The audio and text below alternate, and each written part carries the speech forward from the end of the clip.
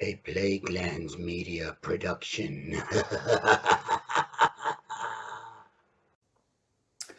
Hi everyone, pardon me, this is Hugh from Plaguelands Media bringing you another RPG review. This time I'm looking at Zorro, the role-playing game, published by West End Games in 2020, I believe, and using the same D6 system that was made popular by their original Star Wars role-playing game back in the day. Now, look at the cover. And some of you might be asking, who the fuck is Zorro? Well, I would guess a majority of people would recognize Zorro from the Antonio Banderas films back in the day. The first one, which was absolutely brilliant. The second one, a little bit less so, but still a lot of fun. However, Zorro is a character that has been around since 1919, originally created by Johnston McCulley in his pulp adventure story, The Mark of Zorro. You can actually get these stories in publication here. So, Zorro, for all intents and purposes, just a quick explanation, Don Diego de la Vega, or Don Diego Vega, as he was originally known, is the son of the wealthiest landowner in California. He went to university in Spain. That's where he was taught sword fighting or whatever. He comes back to California because his father lets him know that California is now being run by a ruthless dictator. He turns to crime fighting, basically, Robin Hood, so to speak, but he delights in publicly humiliating the wealthy landowners that are oppressing the common people. He has a bounty on his head, but he is never actually caught, and the people pretty much give him the name Zorro, which means fox in Spanish, I believe, maybe not. So yeah, fantastic stories. Just a wonderful pulp character, and you can see where Batman, where they got the inspiration for Batman, even in some of the lore of Batman, the movie he was going to see at the cinema before his parents, before his parents were gunned down, was a Zorro film. But I'm not here to talk about the stories. That's for another day. I'm here to talk about the role-playing game. So let's pop this baby open, have a look what you get inside. We get, straight off the bat, the history of Zorro in media. So we have the novels and short stories, the early film serials, The Mask of Zorro and the Legend of Zorro, the movies with Antonio Banderas. We have Zorro in television, Zorro in comic books, stage productions, audio plays.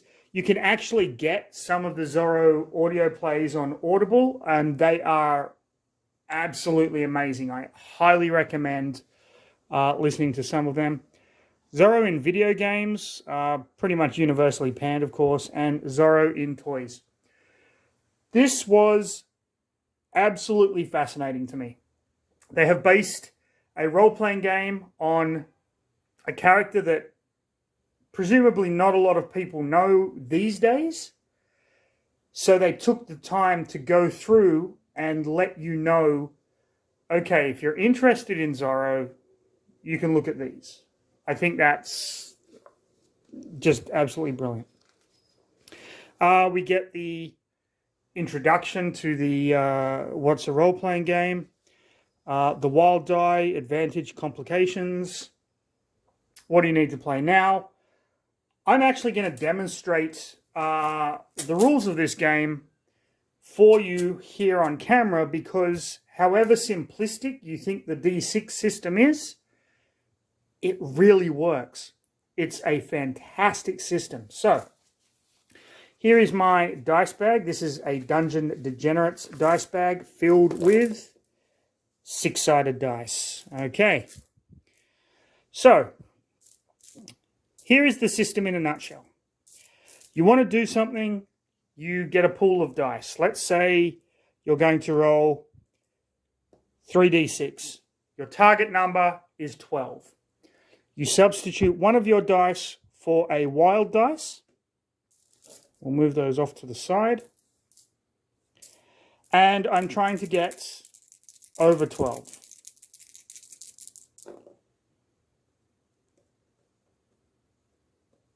Okay, let's pretend I did. Let's say I got 12. Now, the wild dice came up as a 1. That's a complication. Okay, so even though I succeeded, something bad happens. If the wild dice comes up as a 6, I get an advantage. Something good happens. That's the system. That's it. That's for everything. So simplistic, yet so elegant in its execution. It just works. You know, your dice pool is going to sometimes be 5 dice, but you might need a number like 15. 4, 8, 9, 10, 11, 12, 13, 14. I didn't pass, but I didn't get an advantage or a complication either. So it's the whole system. Absolutely love it. It worked so well in Star Wars. It works so well in this game too. The Dungeon Master is going to assign difficulties. 5 is very easy, 10 is easy, 15 average, 20 difficult, 25 very difficult, 30 extremely difficult, 35 near impossible. Okay. I've got 7 dice to roll. With my wild die, I need to get 25, very difficult. 6, 12, 18, 28, 33. No advantage, no complication. Simple. That's the system. So how to create your character, you get hero points. Really simple. How to customize it, how to play the game. All that kind of good stuff. I found that this game is more about the role-playing aspect, and you'll see why when I get into it a little bit later on. So you have different skills, agility skills like acrobatics, marksmanship, melee, sleight of hand, brawn skills, athletics, intimidation, stamina, throwing, knowledge skills, perception skills, charm skills. That's it. There's not a lot there.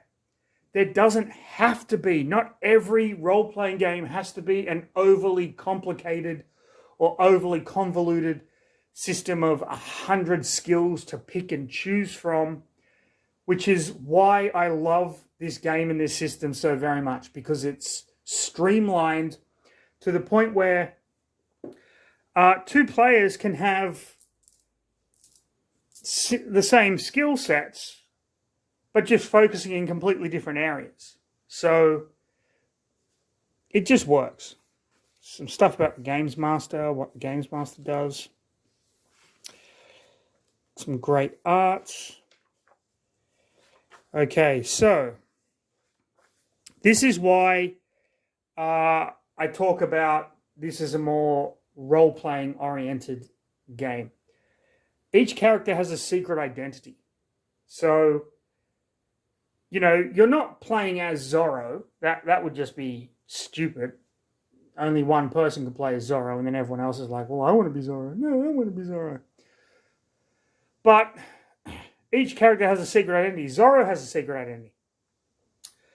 So by day, you could be like a timid doctor. And then by night, you go out there and you fight crime and as your secret identity. So a lot of the role-playing comes from keeping those 2 personas separate, which I think is really cool. It's a really great idea. And then it gives you rules on suspicion, and if someone suspects, what do you do? That kind of thing. You get a hideout, because of course Zorro had his hideout. The features of the hideout, the armory, that kind of thing. It's just so much fun. I will say, though, one slight downside to this is I think it's a little bit niche, in as much as, a lot of people expect a role-playing game to be, I want to play in a fantasy land, or I want to play in outer space, or I want to play in cyberpunk, whereas this is more historical role-playing, which might not be to everyone's tastes, but, if you've got a group and they're willing to kind of put that aside and just enjoy the moment, then this game is absolutely fantastic. You got all your equipment.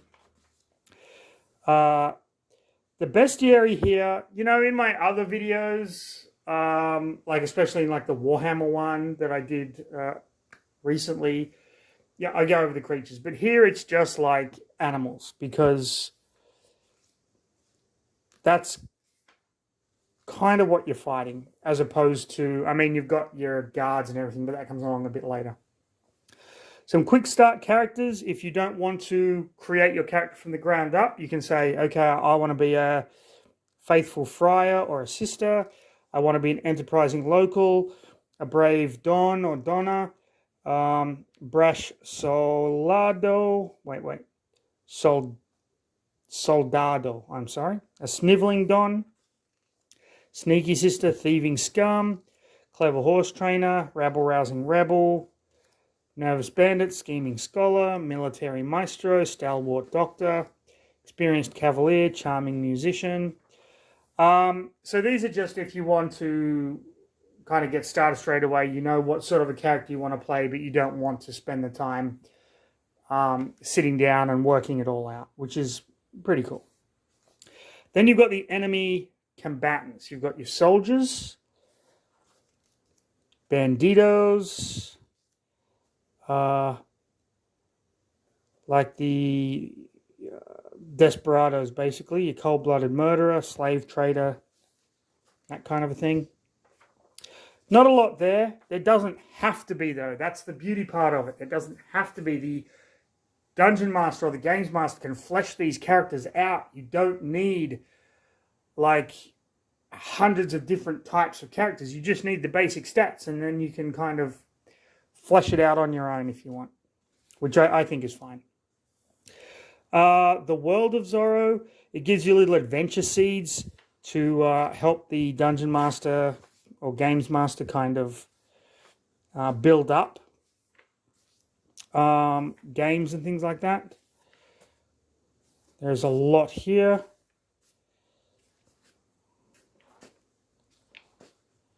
Adventures in Alta California. Again, more adventure seeds.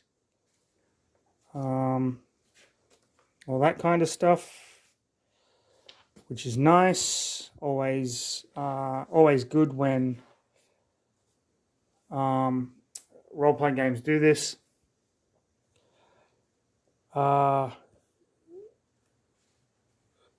Personae Dramaticos, basically the people that you can, famous people from the stories, is all it's trying to say. Different dons, that kind of a thing.